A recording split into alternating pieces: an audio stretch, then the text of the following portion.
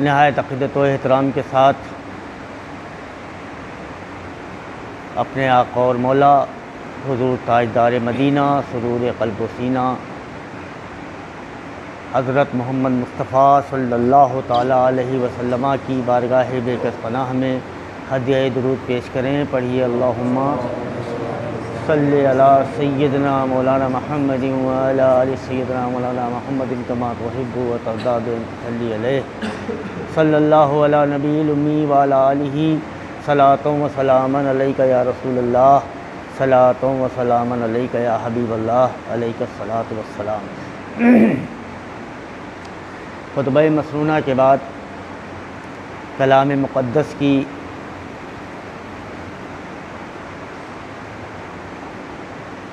سورہ کوثر کی تلاوت کا شرف حاصل کیا ہے۔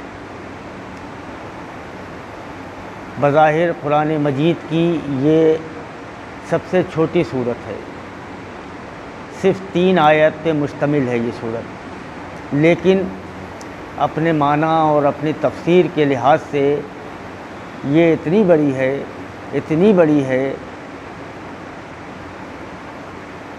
کہ اس کی تفسیر جتنی کی جائے کم ہے، اس کے بارے میں جتنا بیان کیا جائے کم ہے۔ بہت وسیع، اپنے اندر بہت وسیع تفسیر، بہت وسیع معنی رکھتی ہے یہ آیت کریمہ، یہ سورۃ مبارکہ۔ ارشاد ربانی ہوتا ہے انا اعطیناک الکوثر، اے محبوب ہم نے آپ کو کوثر عطا کر دیا، فصلی لربک وانحر، اس لیے آپ بطور شکرانہ نماز پڑھیں اور قربانی کریں۔ انا شانیک هو الابتر، بے شک آپ کا دشمن ہی ابتر ہے۔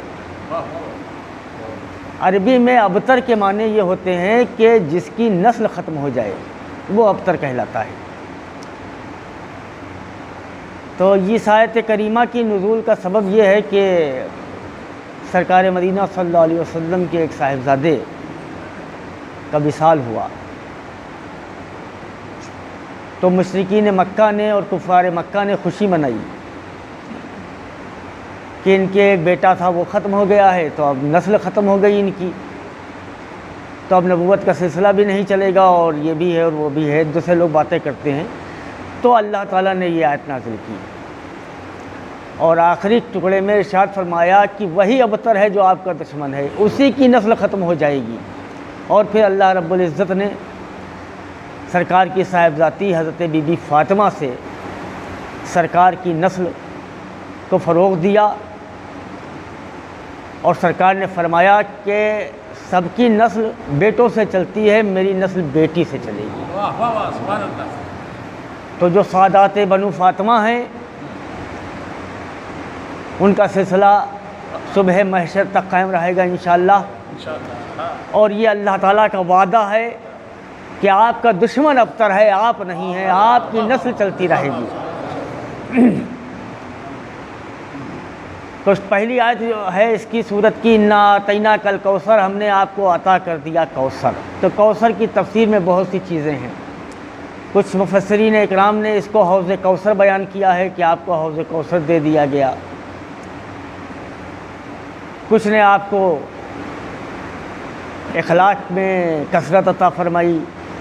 لیکن ایک جامع تفسیر یہ ہے کہ آپ کو ہر چیز میں اللہ نے کثرت عطا فرمائی، جو چیز عطا کی وہ کثرت سے عطا کی۔ اللہ تعالیٰ نے اپنے محبوب کو عطا کرنے میں کہیں سے بھی کوئی کمی نہیں رکھی۔ یہ آیت کریمہ اس بات کی شاہد ہے کہ ہم نے آپ کو کوثر عطا کر دیا، جو چیز آپ کو عطا کی ہے وہ کثیر سے کثیر عطا کی ہے، یعنی وہ نہ گنی جا سکتی ہے، نہ احاطہ تحریر میں لائی جا سکتی ہے، نہ احاطہ الفاظ میں لائی جا سکتی ہے، نہ اس کا بیان مکمل کیا جا سکتا ہے، نہ اس کے بارے میں مکمل لکھا جا سکتا ہے، اتنی کثرت سے عطا کر دیا۔ اب اگر آپ دیکھیے تو قرآن فرماتا ہے وما ارسلناک الا رحمۃ للعالمین، ہم نے آپ کو رحمت بنا کر بھیجا۔ اب اس میں کثرت ہے، اگر وہ کہتا کہ ہم نے آپ کو رحمت للمسلمین بنایا تو کثرت نہ ہوتی، اب فرما رہا ہے رحمت للعالمین، یعنی جتنے عالم ہیں ان سب کے لیے رحمت۔ اب نہ عالم کا شمار ممکن ہے، نہ سرکار کی رحمت کا شمار ممکن ہے، کثرت ہے۔ اور پھر اخلاق کریمہ، قرآن فرماتا ہے انک لعلی خلق عظیم، ہم نے آپ کو عظیم خلق عطا فرمایا۔ اب آپ کی سیرت طیبہ کا مطالعہ کیجئے تو کہیں پر آپ یہ نہیں کہہ سکتے ہیں کہ یہاں پہ آ کے اخلاق بس ہو گیا، کہیں پہ بس نہیں ہوا ہے، کثرت سے عطا کیا ہے اللہ تعالیٰ نے۔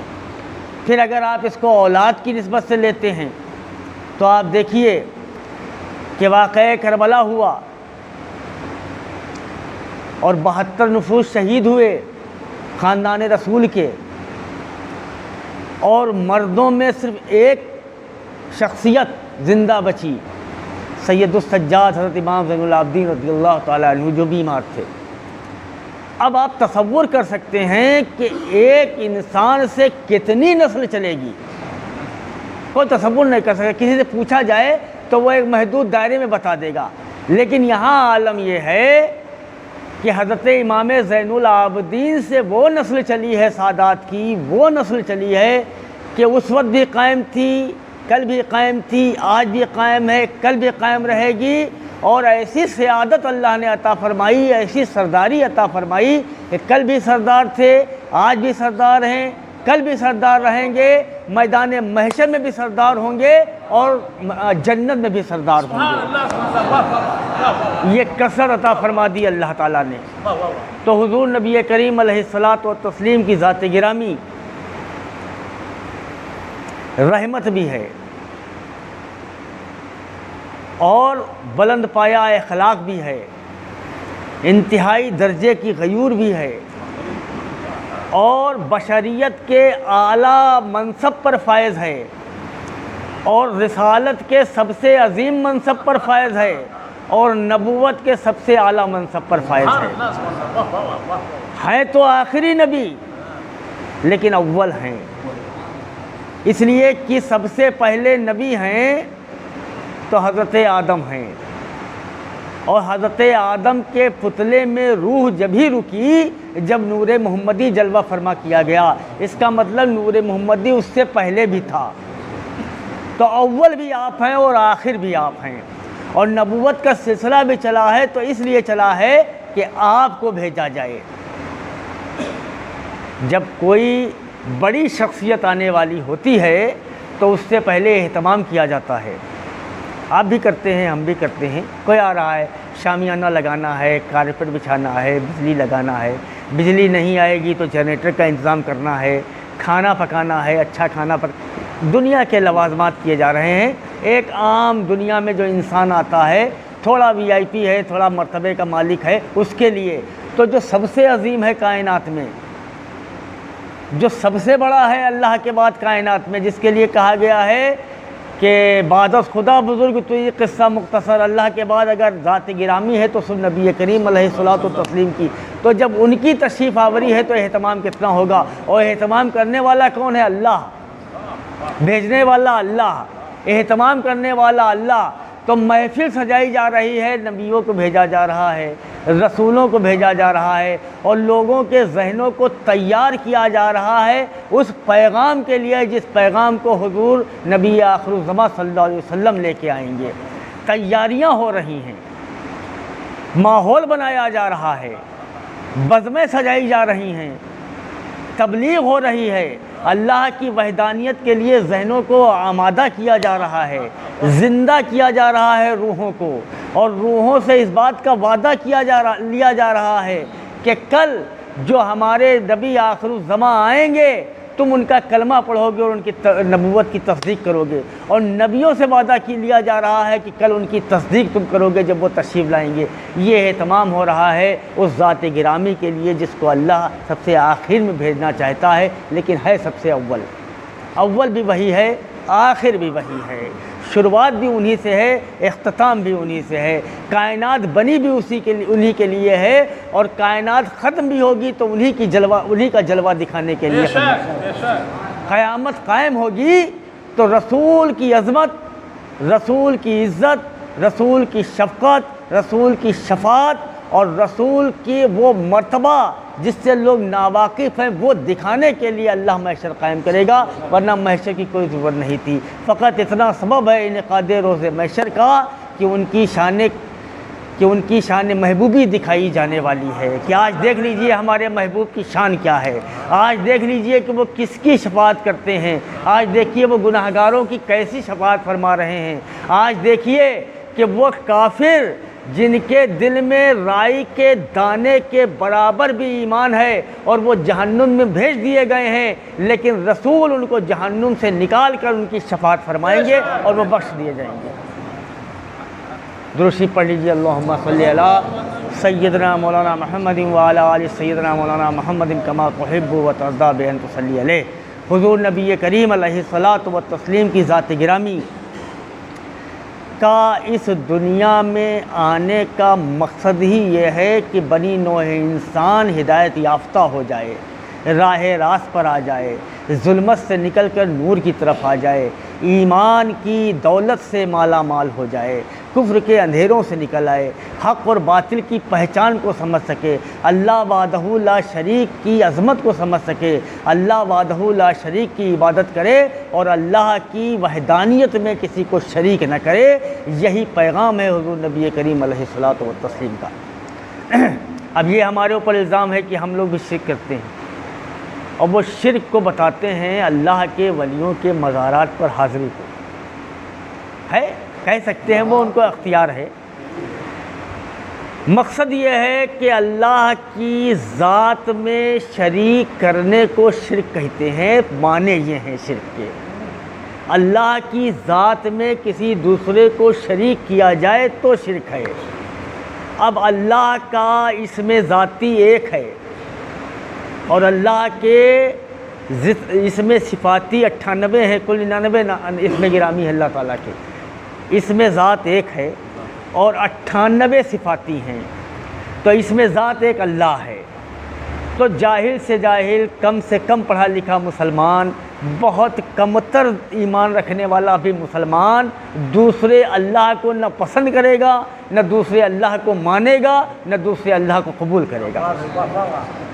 اب بات آئی صفاتی، تو صفاتی ناموں میں اس کے ایسے نام ہیں کہ اس کی جو صفت ہے وہ اپنے چند مخصوص بندوں کو وہ صفت عطا فرمائی، یا اپنے ان انسانوں کو وہ صفت عطا فرمائی جن کو اس نے اپنا خلیفہ بنا کر اس روئے زمین پر بھیجا قرآن کے روح کے مطابق۔ تو اگر وہ سمیع ہے تو مخلوق کے خدا کو سننے والا بنا دیا، اگر وہ بصیر ہے تو مخلوق خدا کو دیکھنے والا بنا دیا، اگر وہ حکیم ہے تو اس نے مخلوق خدا کو حکمت سکھا دی۔ تو یہ صفاتی نام ہے جس میں اگر کسی کے پاس اگر کوئی آدمی یہ کہے کہ الحمدللہ میں سن لیتا ہوں، میں سمیع ہوں، تو کیا وہ شرک ہو گیا؟ وہ شرک تو نہیں ہوا۔ تو اب اسی طرح اللہ کی ذات میں کوئی بھی مسلمان کسی دوسرے کو نہ شریک کر سکتا ہے، نہ شریک کرنے کو قبول کر سکتا ہے۔ شرک کا فتویٰ لگانے والے لوگ جہاں تک میں سمجھتا ہوں تو وہ شاید شرک کے معنی سے ناواقف ہیں، شرک کے معنی نہیں جانتے ہیں، اس لیے وہ شرک کا فتویٰ لگاتے ہیں۔ اب رہ گیا اللہ کے ولیوں کی بارگاہ میں حاضری۔ تو آپ اپنے سے کسی بڑے سے جب ملتے ہیں تو آپ کی تہذیب، آپ کا ادب، آپ کا تمدن، آپ کا علم کیا آپ کو اس کی اجازت دیتا ہے کہ آپ اپنے سے عمر سے بڑے آدمی سے جب ملیں یا اسے سلام کریں تو سینہ چوڑا کر کے ملیں، تن کے ملیں، اور اس سے اس طریقے سے گفتگو کریں جیسے اپنے ہم عمر سے کی جاتی ہے؟ اس کی اجازت تو نہیں دیتا ہے۔ تو جب آپ زندہ انسانوں، رشتہ داروں سے، والد سے، چچا سے، بڑے بھائی سے جھک کے ملتے ہیں تو اللہ کی ولیوں کی بارگاہ میں اگر آپ حاضر ہوتے وقت ادباً اپنا سر جھکا دیتے ہیں تو کون سا شرک ہے؟ یہ تو ادب ہے، اور ادب کے لیے ارشاد ہوتا ہے کہ ادب جو ہے وہ نصف ایمان ہے۔ ادب ایمان کا آدھا حصہ ہے، جو آدمی ادب سے محروم ہے وہ آدھے ایمان سے محروم ہے۔ جو آدمی ادب کرنا نہیں جانتا ہے وہ کچھ نہیں جانتا ہے، ادب پہ منحصر ہے۔ ہماری عبادت بھی ادب پہ منحصر ہے۔ اگر ہم نماز مؤدب نہیں پڑھیں گے تو ہم اللہ کی بارگاہ میں گستاخ قرار دیے جائیں گے۔ اگر ہم اپنے بڑوں سے کا ادب نہیں کریں گے تو ہم بدتمیز کہلائیں گے۔ تو اللہ کے ولیوں کی بارگاہ میں اگر ہم مؤدب طریقے سے حاضر ہو جاتے ہیں تو ہم کون سا گناہ کرتے ہیں، کون سا شرک کرتے ہیں، کون سا گناہ کبیرہ ہے؟ ہم تو اللہ کے نیک بندوں کا ادب کر رہے ہیں۔ اللہ تعالی ہم سے خوش ہوگا کہ ہم اس کے دوستوں کا ادب کر رہے ہیں، ہم اس کے نیک بندوں کا ادب کر رہے ہیں، ہم کوئی گناہ نہیں کر رہے ہیں۔ درود شریف پڑھیے، اللہم صلی علی سیدنا مولانا محمد وعلی آل سیدنا مولانا محمد کما تحب و ترضی بین تصلی علیہ۔ بہرحال اللہ رب العزت نے جب یہ چاہا کہ اس کے جاننے اور پہچاننے والے پیدا ہوں تو سب سے پہلے حضرت آدم علیہ السلام کے پتلے خاکی کو تیار کیا، اور پھر پیشانی آدم میں وہ نور متبرک جو صدیوں سے اپنے رب کی بارگاہ میں تسبیح و تحلیل میں مشغول تھا، اس نور محمدی صلی اللہ علیہ وسلم کو پیشانی آدم میں جلوہ گر کیا، اور پھر وہ نور متبرک اصلاب طیبہ اور حام طاہرہ میں منتقل ہوتا ہوا حضور کے والد ماجد حضرت عبداللہ اور ان سے آپ کی والدہ ماجدہ حضرت آمنہ خاتون کے سپرد ہوا۔ حضرت آمنہ خاتون ارشاد فرماتی ہیں کہ جب حضور نبی کریم علیہ الصلوۃ والتسلیم اس عالم میں تشریف لائے تو ربیع الاول شریف کا مہینہ تھا، دوشنبے کا دن تھا، صبح صادق کا وقت تھا۔ تمام ملائکہ حضور کے در اقدس پر بصد تعظیم و ادب صلاۃ و سلام کا نذرانہ پیش کر رہے تھے۔ آئیے ہم آپ بھی کھڑے ہو کر صلاۃ و سلام کریں۔